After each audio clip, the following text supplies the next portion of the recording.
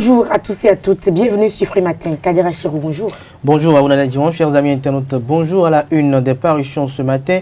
Nous avons les dépôts de dossiers de candidature à la Commission électorale nationale autonome Sénat. Nous avons également la une des journaux, quelques commentaires et analyses au sujet de la rencontre entre le chef de l'État Patrice Talon et quelques ténors de l'opposition politique au chef de l'État. Nous avons également la une des journaux, les comptes rendus des différents mouvements d'humeur effectués de part et d'autre dans le pays. Et pour finir, nous avons d'importantes dotations qui ont été effectuées au Bénin dans le cadre de la réalisation du programme d'action du gouvernement du président Patrice Talon. Anita Marcos nous présentera le bulletin matinal d'information. Bonjour. Bonjour Nadège Diwan, bonjour mesdames, messieurs. Nous reviendrons dans un instant sur l'actualité à la Sénat et également sur le décès de Stan Toron. Les sports sur Free Matin, l'horoscope du jour, nous sommes mercredi. Le prénom du jour, truc et astuces, bienvenue. Bonjour, voici la une des journaux. Bonjour à nouveau chers amis internautes, nous démarrons par le quotidien béninois d'information générale et d'analyse d'informateurs qui titre ce matin en manchette rencontre chef de l'État et opposition, l'option de Talon, le respect des lois. Des précisions à la page 3 de l'apparition du jour du quotidien béninois d'information générale et d'analyse, l'informateur toujours avec le même canard. Législative 2019, le canard propose dans les colonnes de sa parution du jour les partis en course. Nous restons avec l'informateur, vérification de la conformité des partis politiques, pourquoi la Cour suprême est incompétente, des précisions à la page 11 de l'apparition du jour du quotidien L'Informateur. À découvrir dans les colonnes de l'apparition du jour du quotidien béninois d'information générale et d'analyse d'informateurs, le journal École des étudiants en journalisme à l'École supérieure d'administration d'économie du journalisme et des métiers de l'audiovisuel ESAE. Nous passons au quotidien Nord-Sud quotidien qui titre Musique Stan Toron s'en est allé, toujours avec Nord-Sud quotidien législative, positionnement des députés du BMP, talent récompense la fidélité de ses soutiens. Nous restons avec Nord-Sud quotidien qui évoque l'émeute dans plusieurs villes du Bénin, perte en vies humaines, blessés et arrestations, note le confrère. Le matin, législative du 28 avril 2019 au Bénin, la quasi-totalité des députés du bloc de la majorité parlementaire positionnés. Plus de détails à la page 3 de la parution du jour du quotidien. Nous restons avec le matin, dépôt des dossiers de candidature pour les élections législatives d'avril 2019. Foscouri.Bénin émergent, restaurer l'espoir et dynamique unitaire pour le développement de la démocratie absent la Commission électorale nationale autonome. L'ambiance au siège de l'institution en images à la page 5 de la parution du jour de Le Matin. Le Béninois libéré en exclusivité vous propose la liste complète des candidats des deux blocs de la mouvance, tous les titulaires et leurs suppléants. Toujours avec le Béninois libéré. Traitement inhumain et dégradant infligé à l'ex-préfet du département du littoral à Misrété, Modeste Toboula, un condamné avant son jugement, note le confrère de Le Béninois libéré, des détails à la page 3 de sa parution du jour. Nous restons avec le quotidien Le Béninois libéré, législative 24e en circonscription électorale. Les populations contentes du choix de Aké Natondé, le candidat déjà prêt pour la bataille, rapporte le confrère. Le matinal législative d'avril 2019, 7 partis présents présentent leur dossier à la Sénat. Le canard affiche en manchette qu'on pourrait l'apercevoir. Les logos des partis Union progressiste, Bloc républicain, Parti du renouveau démocratique PRD, Union démocratique pour un Bénin nouveau UDBN, Union sociale libérale et Foscori pour le développement du Bénin, FCDB, sans oublier Mouel Bénin. Nous restons avec le matinal qui vous propose dans les colonnes de sa parution du jour les têtes de liste des partis politiques Union progressiste et Bloc républicain. Afrique Express en manchette titre dépôt des candidatures pour le compte des élections législatives du 28 avril 2019. Les 30 minutes décisives à la Sénat sont à découvrir en plusieurs points détaillés à la page 3 de la parution du jour du quotidien. Prochaines élections législatives, Georges Boada reçoit l'onction du président Patrice Talon pour conduire les progressistes, rapporte le confrère de Communal Info. Nous passons à Matin Libre, législative du 28 avril 2019, le point de la situation. Tout sur la veille d'hier à la Sénat. FCBE USL, recours infructueux à la Cour suprême. La liste des déçus de Talon s'est allongée. Que fera désormais l'opposition? S'interroge le confrère de Matin Libre ce matin. Des précisions aux pages 2 et 5 de sa parution du jour. La Nation affiche ce matin en manchette l'image du registre de la Commission électorale nationale autonome Sénat et titre législative 2019. Cette liste de candidatures provisoires. Des détails à la page 3 de sa parution du jour. Nous passons au quotidien Le Nouvel Observateur. Crise pré-législative au Bénin. Des citoyens refusent de cautionner l'exclusion de l'opposition. Ils mettent en garde Patrice Talon contre sa volonté d'écarter ses adversaires politique. Nous passons au quotidien. L'autre vision, incidence de la loi de finances pour la gestion 2019 au Bénin, le cabinet Fisc et Conseil international outille les entreprises. Nous finissons ce matin avec le quotidien Fraternité qui titre dépôt de dossier pour le compte des législatives 2019. Cette partie à la Sénat. FCDB, Union progressiste, Bloc républicain, PRD, Mouel Bénin, UDBN et USL, candidats et manifestations contre la non-participation de l'opposition aux élections. 1 mort, 6 militaires et 4 policiers blessés par balle à Kilibo. Suivons à présent le prénom du jour sur Free Matin. Bonjour Nadège, mesdames et messieurs, bonjour. Les prénoms africains reflètent très souvent une situation donnée et ont beaucoup d'influence sur la vie des enfants. C'est le cas des filles aînées qui sont souvent prénommées Arwefa, Huefa ou encore FIFA, ce qui signifie la paix, la douceur dans le foyer. Il est même considéré que commencer sa maternité par une fille est signe de bonheur pour le ménage. Pour les garçons aînés, leur arrivée en premier rang dans la famille est signe d'endurance et de courage. Et ils sont nommés Doji. Mesdames et messieurs, merci pour votre attention. Bonjour à toutes, bonjour à tous. Commençons ce bulletin par une brève. Amorcée le jeudi 21 février 2019, la phase de dépôt des dossiers de candidature à l'élection législative d'avril 2019 a connu son épilogue hier, mercredi 26 février 2019 à 0h. C'est en effet aux alentours de 23h que les partis en lice pour la dite élection se sont rendus à la Sénat pour remplir les formalités d'enregistrement de leur dossier de candidature. Pour précision, le parti FCDB de Soumanou Toleba a ouvert le bal, suivi de l'Union progressiste, du Mouel Bénin, du PRD, du Bloc républicain, de l'USL et de l'UDBN. Il faut préciser que la partie opposante est ici représentée par le FCDB et l'USL et que les deux grands absents sont les forces courues pour un Bénin émergent et restaurer l'espoir de Candide Azanaï. Suivant à présent, après la fermeture du portail de la Sénat, le président de la Sénat, Emmanuel Tiando. Je ne trouve pas que la Sénat soit responsable non du tout du dossier ou de la non-entrée des partis politiques qui ne sont pas présentés à l'heure. On sait que cet état de conformité à la nouvelle charte des partis politiques a posé problème. On ne sait pas si c'est pour ça que ces deux partis sont dehors. Si c'était le cas, est-ce qu'il y a la possibilité de voir dedans? Vous dites ici, et vous avez vu qu'ils vous ont dit que c'est ça le problème. Et même si c'était ça le problème, nous, à la Sénat, on ne se préoccupe pas de ces questions. Ce n'est pas nous qui les gérons. Il y a un ministère qui gère les questions du certificat. Ce que vous savez, il n'appartient pas à la Sénat de tenir compte du fait que quelqu'un ne l'aurait pas reçu à temps ou pas. Nous faisons notre travail en fonction du calendrier électoral que nous avons établi et les autres problèmes ne nous concernent pas. Et nous ne voulons pas nous mêler de ces problèmes parce que c'est des problèmes qui ne relèvent pas de la compétence de la Sénat. La suite après le dépôt des dossiers? Donc, nous allons vérifier la recevabilité, la conformité des dossiers qui ont été déposés. Et après quoi, nous allons donner le récépissé définitif, quitte à ce que si quelqu'un a eu un dossier, son dossier rejeté, quitte à ce qu'il saisisse la cour. Voilà comment nous travaillons. Nous n'avons rien à cacher ici. Nos reporters ont également tendu leur micro au mandataire de l'Union progressiste, Éric Martin Sangan, qui n'a pas manqué de donner ses impressions. Nous venons d'obtenir notre premier livret. Nous sommes venus faire notre déclaration de candidature pour les élections qui s'annoncent pour le 28 avril, conformément aux dispositions de la loi. Et au communiqué aux dispositions de la Sénat.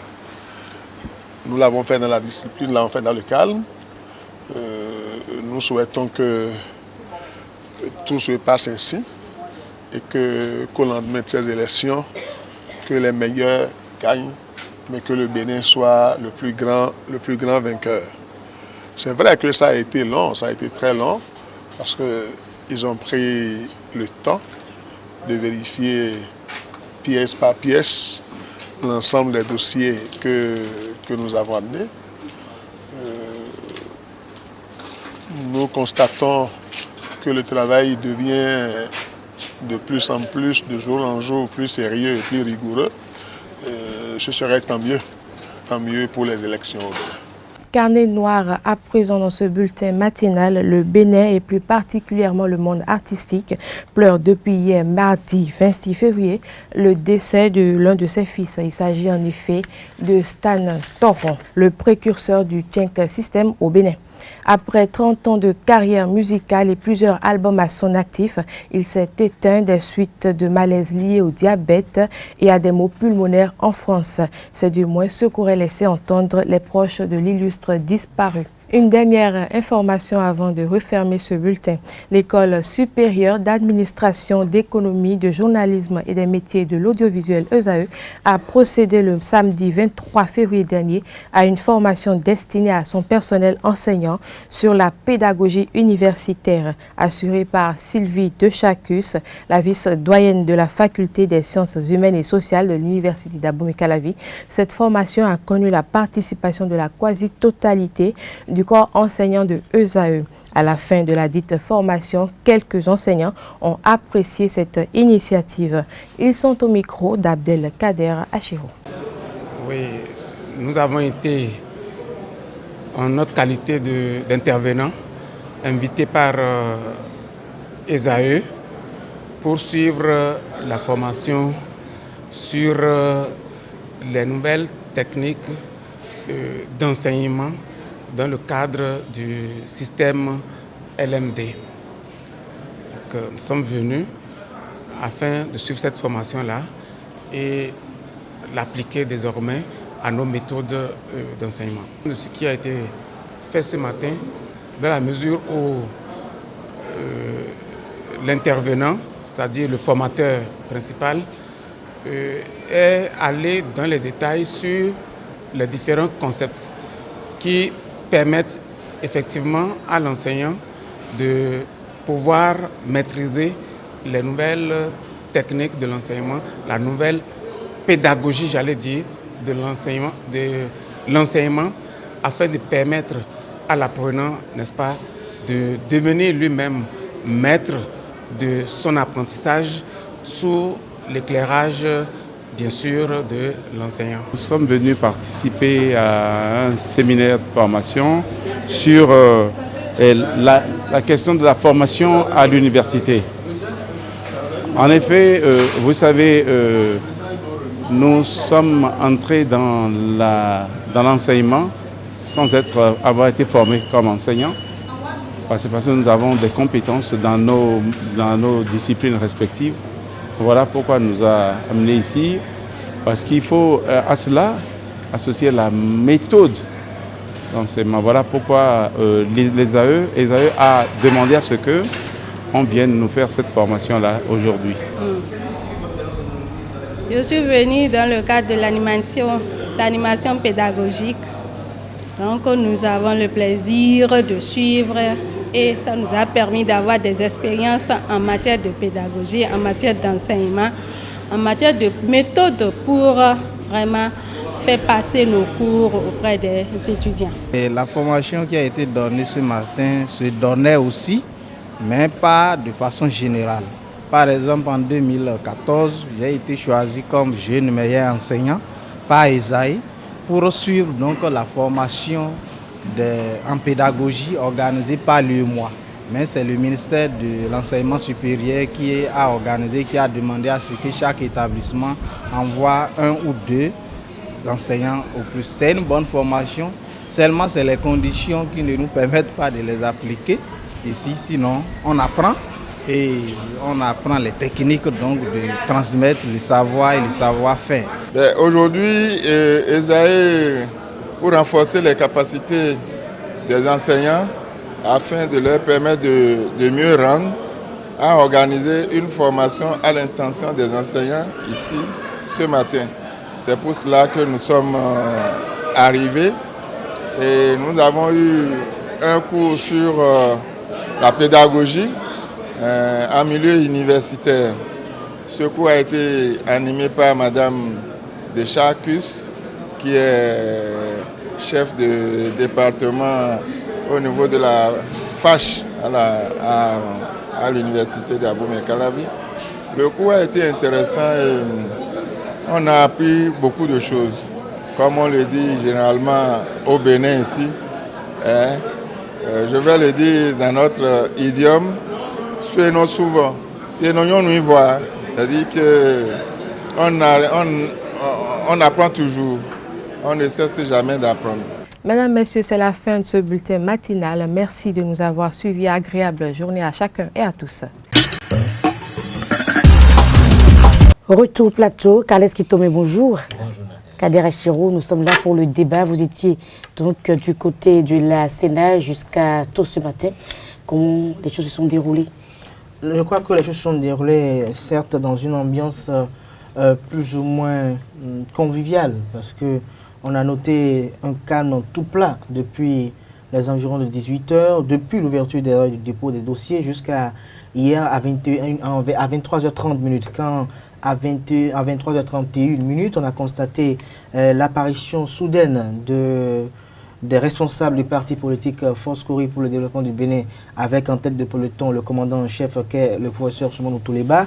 Et après, ensuite, on a vu les autres partis commencer par venir avec Moël Bénin, Union Progressiste, Bloc Républicain, Union Démocratique pour le Bénin Nouveau et USL. On a constaté qu'à la porte, à 0h02 minutes, des individus se sont présentés et ont estimé qu'ils étaient ou ont déclaré appartenir au parti Restaurer l'Espoir et qu'ils étaient venus aussi effectuer le dépôt des candidatures. Mais le président de la commission électorale nationale autonome, avec sa vice-présidente, ont voulu rester fidèles aux tests et fidèles aux horaires prévus par les tests. Et donc, il était déjà 0 heure passé. Donc, s'ils acceptaient de prendre cette candidature avec les 2 minutes en question, ils seraient obligés de prendre les candidatures de développement de la dynamique unitaire pour le développement de la démocratie qui est venue avec 6 minutes de retard.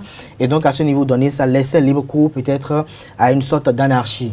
Il faut noter que à l'intérieur de la Sénat, ce qu'on a pu noter jusqu'à ce matin aux environs de 8 heures précises, c'est que la plupart des différents, je dirais, potentiels candidats sont venus s'installer à la Sénat pour pondre leur liste. On a vu des gens venir avec leurs imprimantes, c'est à croire qu'ils n'étaient pas du tout préparés à cela. C'est peut-être compréhensible et lié peut-être à l'obtention de quitus fiscal et à d'autres pièces, mais on a constaté que d'aucuns étaient arrivés avec leur imprimante pour essayer d'imprimer les listes. Mais ce qu'il est à noter qui est un peu déplorable de la part des différents candidats et qu'ils n'ont pas voulu, je dirais, évoquer dans leurs différentes déclarations, c'est que le processus est très lent. On a constaté que le premier parti politique à rentrer dans la salle pour se faire enregistrer, c'était le Parti du Renouveau démocratique PRD. Ils sont rentrés autour de 0 heure précise et en sont sortis à 5h30.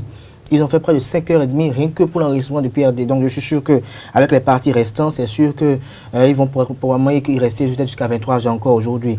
Et donc le PRD n'a pas voulu effectuer de déclaration. On n'a que l'Union Progressiste qui a effectué une déclaration à tirer cheveux. Mais ils ont notifié le fait qu'il y a 6 contrôles différents. Parce que la Sénat veut être aussi rigoureuse en ce qui concerne le respect strict des tests. Et donc, on vérifie chaque pièce par chaque circonscription électorale. Et donc, ce qui fait que le travail devient plus corsé. Et donc, les différents partis politiques qui n'ont pas leurs pièces bien à jour sont obligés de refaire leur dossier. Donc, avant que nous ne quittions la Sénat aux environs de 7h30, 8h, on a vu qu'il y avait l'Union sociale libérale qui était déjà prête avec son dossier, qui attendait son tour parce qu'elle avait pris un numéro. Il y avait l'Union démocratique pour un Bénin Nouveau, UDBN, qui était également en attente. Il y avait FCDB qui était rentré après, ressorti, on n'a pas compris ce qui s'est passé, et qui, après, s'introduisait à nouveau. Il y avait le Bloc républicain qui était avec sa caisse, sa malle, avec des logos à l'effigie du cheval Cabran qui était présent dans la salle aussi. Qu'est-ce que vous appelez les caisses? Ils ont amené une malle. Ils ont amené une malle. Ils ne sont pas venus comme les autres avec des sacs, mais ils ont amené une malle pour montrer un peu le caractère plus structuré de leur parti politique. Et donc, avec aux effigies du cheval Cabran, ils ont même mis le logo sur les dossiers pour montrer que c'est pas un parti politique peut-être qui est né de quelques jours, c'est un parti politique qui a véritablement une structuration. Il fallait que vous en rajoutiez. Merci, on a compris le message. Qu'est-ce qui tombe? Je crois qu'à cette étape du processus électoral, il est à noter qu'il y a certains partis qui, malheureusement, n'ont pas pu satisfaire à toutes les conditions pour être présents sur le starting block. Et c'est un peu déplorable dans la mesure où on a souhaité que toute la classe politique béninoise puisse vraiment aller participer à cette joute électorale pour que nous puissions vraiment savoir aujourd'hui ce qu'ils laissent comme opinion. Parce que c'est vrai, on observe la classe politique et on a beau critiquer ce qui se fait aujourd'hui, mais on a toujours essayé de comparer à ce qui se faisait avant. Et je crois que toute personne qui est d'un certain âge a quand même eu le temps d'observer un peu le comportement politique des uns et des autres. Et on attendait vraiment les unes pour montrer aujourd'hui l'opinion que les Béninois ont de ces personnes-là. Mais malheureusement, il y a un bon nombre de ces personnes qui ne pourront pas prendre part à ces élections, notamment les membres de FCBE. Sauf revirement de dernière minute. Bon, tout à fait. Pour le moment, comme la loi ne nous permet pas de le dire, si les autorités compétentes... Nous espérons que la Cour constitutionnelle sera bienveillante. Si les autorités compétentes pouvaient trouver des issues favorables à leur requête, ce serait bien. Et je ne sais pas, je ne comprends pas comment est-ce qu'un parti politique peut venir avec 2 minutes de retard pour venir déposer ou 6 minutes de retard. J'ai du mal à comprendre que les gens se soient arrangés. C'est une coutume. Non, que les gens se soient arrangés pour garder les mauvaises habitudes. Ceux qui viennent même à 29 minutes. Alors que de la fin. Oui, non, mais il faut voir un peu, nous sommes aujourd'hui dans un contexte qui est différent. Depuis le début du processus, rien ne se passe comme auparavant. Les gens ont toujours eu des quitus fiscaux, mais pas de la même façon. Mais entre-temps, il y a eu un travail qui a été fait pour que les gens ne dribblent pas les Béninois une fois encore et après vivre sur leur dos. Et ça, vraiment, à partir de cette étape, tout le monde devait savoir qu'aujourd'hui, il faut marcher droit dans ses bottes, sinon on allait se faire prendre au jeu. Et il faut noter un événement nouveau. Nous avons eu trois ténors de la carte politique béninoise qui ont déclaré ouvertement qu'ils ne seraient pas dans le starting block. Et maintenant, avec les FCBE qui ne sont pas là, c'est toute une autre frange de ces personnes qui, depuis le début de la démocratie au Bénin, ont toujours été au devant de la scène. C'est une génération qui risque d'être partie comme ça. Et ce n'est pas un risque. On espère que même s'ils n'étaient plus députés, ils seraient quelque part dans la République où on pourrait encore profiter de leurs expériences, de ce qu'ils ont apporté à la République et qu'ils ne soient plus forcément là à aller sur le ring pour se battre avec les plus jeunes qui ont quand même besoin de s'affirmer également dans cette République. Vous étiez sur place hier, donc l'FCBE et le parti de Kouli Dazana était représenté finalement par qui? Vous n'avez pas vu les leaders charismatiques? On n'avait pas aperçu véritablement Kouli Dazana et Guido Soumitokwe, mais il y avait 2 individus qui s'étaient présentés.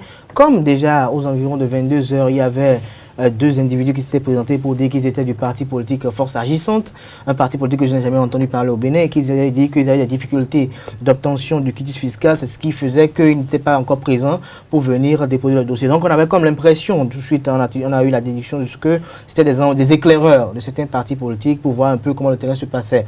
Donc peut-être, sauf erreur de ma part, et peut-être sauf allégation, peut-être c'était des émissaires du parti politique pour voir un peu comment les choses se passent. Puisqu'on avait appris que l'Union sociale libérale, bien que n'ayant pas obtenu son certificat de conformité, s'est rendue. Et on ne sait pas, les manœuvres politiciennes qui se sont passées, on ne sait pas comment cela a été posé pour que l'Union sociale libérale se rende ainsi. Et donc, on a voulu voir comment ça se passe pour peut-être, si il y a la possibilité, on puisse véritablement rapidement venir déposer parce que c'est une compétition, n'oublions pas politique. La loi était quand même, il y a des enjeux politiques. Non, je crois que...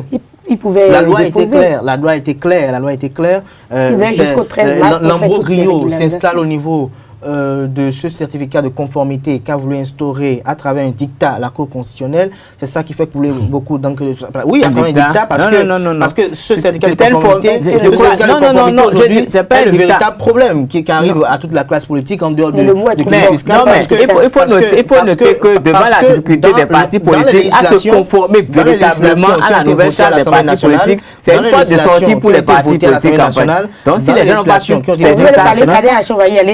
nous avons dans la législation qui a été votée au niveau de l'Assemblée nationale, la charte politique donne exigence aux partis politiques qui existaient avant son vote de pouvoir se conformer dans un délai de 6 mois.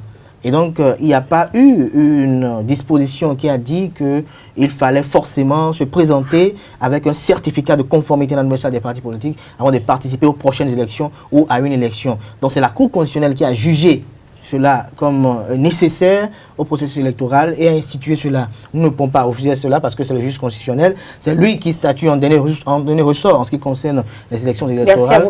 Mais nous estimons qu'il faut véritablement que cette Cour constitutionnelle puisse mesurer les enjeux parce qu'il y a déjà des morts de part et d'autre dans le septentrion. Nous estimons qu'on puisse mesurer les enjeux et descendre là-bas la terre et permettre à ceux qui se disent aussi opposants de pouvoir aussi contribuer à la bataille pour que, comme Khaled Kitoumé l'a dit tout à l'heure, le verdict des urnes sera sévère et on saura véritablement qui s'oppose à qui et qui est véritablement opposant et que pensent la population. Oui, mais il faut noter que ce certificat de conformité n'est pas une création de la Cour constitutionnelle, mais c'est face aux difficultés des partis politiques de se mettre en règle, de se conformer à la nouvelle charte des partis politiques, que les autorités en charge de l'organisation de ces élections ont proposé une formule et la Cour constitutionnelle a validé que c'était possible que les gens y aillent avec cette pièce au lieu de faire tout le processus qui paraissait long et pour lequel les partis politiques se plaignaient déjà. Donc c'était une porte de sortie et on leur a attendu quand même une planche, il fallait la saisir. Kader Achirou, Khaled Kitoumé, l'actualité des législatives ne nous fera pas oublier le décès d'un grand homme, Stan Toron, qui nous a malheureusement quittés hier. Khaled Kitoumé, vous êtes acteur culturel, vous savez bien de quoi je parle, vous le connaissez personnellement, Stan Toron? Oui, tout à fait. Il y a de cela à peine 3 mois, on était à son domicile quand il organisait son festival Tchenktou. Donc cette année, c'était réduit quand même à son domicile de Révier où il a installé quand même un centre artistique où il peut donner des spectacles. Et ça lui a permis de faire la promotion de beaucoup de jeunes artistes. Il a un studio en création. Dans le centre, il a des chambres pour héberger d'éventuels visiteurs. Et c'est quand même un cadre convivial où il a même créé un jardin où on peut manger naturellement. Parce que vu son âge, il fallait qu'il se prenne un peu en charge. Et un milieu quand même assez accueillant qu'il a voulu organiser d'une certaine façon. C'est vrai que l'œuvre n'est pas achevée et l'artiste est parti. On dit que l'artiste ne meurt jamais. C'est sûr que des gens vont... d'autres choses vont ressurgir, des gens vont rebondir sur ce qu'il a eu à faire jusque-là. Et je crois qu'on aura quand même le temps de rendre hommage à ceux qui lui disparus. Kader Achirou. Non, je crois que dès qu'on évoque le nom de Stan Toron, ça me fait rappeler cette musique que j'aime très bien et que j'aime très bien écouter pour pouvoir m'inspirer pour tous travaux. C'est terminé.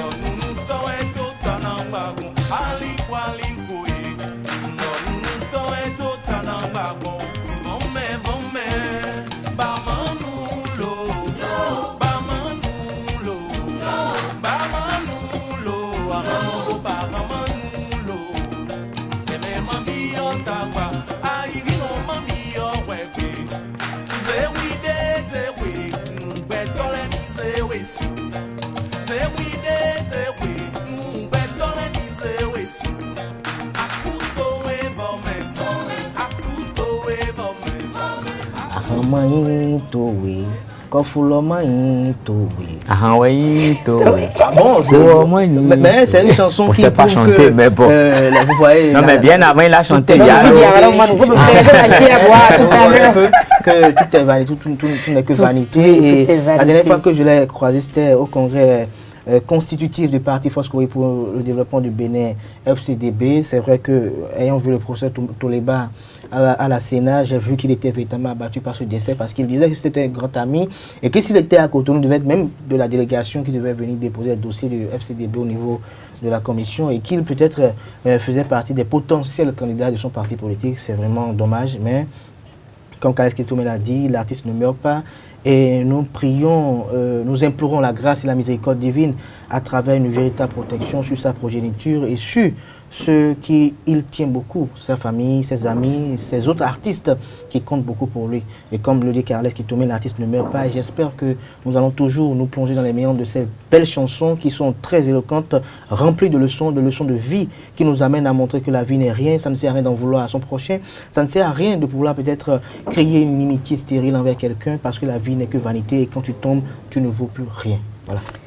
Merci à vous, Kader Achiro, Carles Kitome. Nous allons rendre hommage à Usawi TV, à un artiste exceptionnel, Stan Toron, qui a marqué plusieurs générations dans notre pays. Nous allons vous proposer, courant cette semaine, donc, des réalisations que nous avons effectuées sur l'artiste. Effectivement, la mort existe, et parce qu'elle existe, il faut savoir raison garder.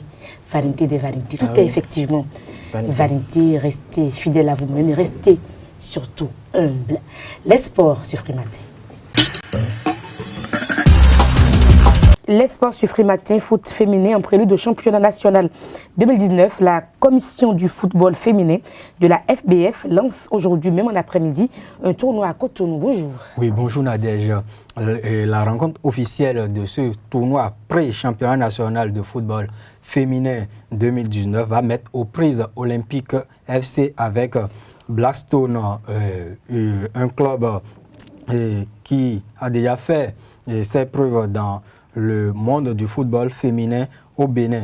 Et c'est à René Pleven à partir de 16h. Il faut dire que 18 équipes participent à ce tournoi qui va s'achever en avril prochain. Et la compétition s'organise par zone et dans la zone Atlantique littorale, 8 clubs sont sur la ligne du départ. Il s'agit de Blackstone, Olympique, Flèche Noire, 2AB, Arc-en-Ciel, Nadia, Tigresse et Africa Leader. Et cette compétition dans cette zone va se dérouler du 27 février au 17 avril. Dans la zone Ouémé et Zou, 4 clubs sont en lice: Phoenix, AS Colombe, Jeunesse Sportive de la Vallée JSV et ASPA. Et c'est du 2 mars au 16 avril que la compétition va dérouler dans la zone Ouémé Zou. Et dans la zone Monokoufo, nous avons 2 clubs qui vont participer à ce tournoi pré-championnat. Il s'agit de Vigueur FC et de l'ASDEC. Les 9 et 23 mars sont prévus pour les matchs entre ces 2 formations. Enfin, dans le septentrion, nous avons 4 clubs. Il s'agit de AS Galaxy et Elite Athletic Club de Parakou, Wengro FC de Nantitengu et Lyon de Bante. Et il faut simplement dire qu'à ce niveau, la compétition va se dérouler du 2 mars au 6 avril prochain. Et 8 équipes seront retenues pour la phase finale du championnat 2019. Tournoi international de football féminin du Bénin, TI2FB. La finale de la première édition va opposer demain l'AS Galaxy du Bénin à l'AOF du Burkina Faso. Ce sera au stade municipal de Parakou. En demi-finale, hier, l'AS Galaxy a dominé Astra FC du Bénin qui a remplacé l'équipe du Togo, les Amis du Monde, et qui n'a pas pu effectuer le déplacement de Parakou. 5-0, tandis que l'AOF du Burkina Faso a validé son ticket pour la finale en balayant l'AS Police du Niger 6-1. Avant la finale, la compétition prend une pause ce mercredi et les participantes vont profiter pour suivre une communication sur les 17 lois de jeu du football. Et rapidement, un mot sur le foot européen pour conclure la passeport de ce matin. La planète foot va suivre depuis le stade Santiago Bernabéu de Madrid le Classico Real Madrid FC Barcelone ce soir à partir de 21h. C'est le 274e Classico de l'histoire depuis 1929. Ce match entre dans le cadre de la demi-finale retour de la Coupe du Roi. Et il faut dire que quelques jours plus tard, c'est-à-dire le samedi prochain, les 2 formations vont se retrouver encore en championnat pour un autre Classico. Il faut dire que le football planétaire est gâté. Merci à vous, Lariosa Diagbedon. Nous allons revenir sur toutes ces informations dans la grande édition du journal avec beaucoup plus de développement. Merci à vous. Nous passons à l'horoscope du jour sur Frimatin. Quand on n'est pas le plus fort, il faut être le plus fin et le plus malin. Mesdames, Messieurs, bienvenue, bonjour. Vive la détente sous le regard bienveillant de Vénus comme vous. Aimez donner libre cours à votre esprit d'entreprise chez les amis béliers. Essayez d'augmenter vos ressources matérielles en recherchant une promotion professionnelle ou en faisant des placements avantageux. Taureau, Vénus et Neptune laissent entendre qu'il faudra mettre de l'ordre dans votre alimentation. Et mais que vous procure de bonne humeur, prête à rire, à vous amuser et à profiter de ces liens amicaux établis dernièrement. Aujourd'hui, amis Gémeaux, les astres seront disposés à vous aider à améliorer votre situation professionnelle à tous les niveaux. Bonne entente en famille pour la majorité des natifs Gémeaux. Réjouissez-vous, amis Cancer, vous pourrez bénéficier de petits coups de pouce de chance, ce qu'il faudra exploiter à fond, amis Lions. Astre à prépondérance martienne va vous valoir un regain de dynamisme.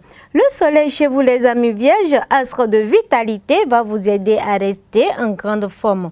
Même si vous avez pas mal de choses à faire en ce moment, de son côté, Mars renforcera votre résistance. Balance, avec Jupiter en cet aspect, on pourra s'entendre à ce que vos relations familiales soient idylliques. Scorpion, votre esprit aiguisé par Mercure pétillera d'idées neuves et originales qui seront bien accueillies. Mettez-les tout de suite en action, elles pourront vous apporter le succès, amis Sagittaires. Pour éviter de vous laisser mener en bateau, soyez prudents dans vos coups de cœur car vous risquez de tomber sur des personnes peu scrupuleuses qui n'hésiteront pas à vous exploiter. Et pour les amis Capricorne, au cours de cette journée, évitez une tendance accrue à l'extravagance car vous le regretterez profondément plus tard car il sera assez tard pour vous. Verseau, Pluton évitera aux natifs du signe Verseau à l'évasion, aux rêves, aux voyages lointains. Vous résisterez un impérieux besoin d'échapper à la grille du quotidien et à la médiocrité de l'atmosphère environnante. Amis Poissons, le courant passera difficilement avec vos semblables. Un retard risque de s'en suivre dans vos projets, mais cela ne devrait pas tirer aux conséquences. Essayez de vous détendre et de détendre votre atmosphère en prenant un peu de recul. Chers amis internautes, quand on n'est pas plus fort, il faut être le plus malin et le plus fin. Agréable journée à vous. C'est la fin de votre émission Frimatin. Merci pour l'attention, portez-vous bien et à demain pour notre numéro. Au revoir.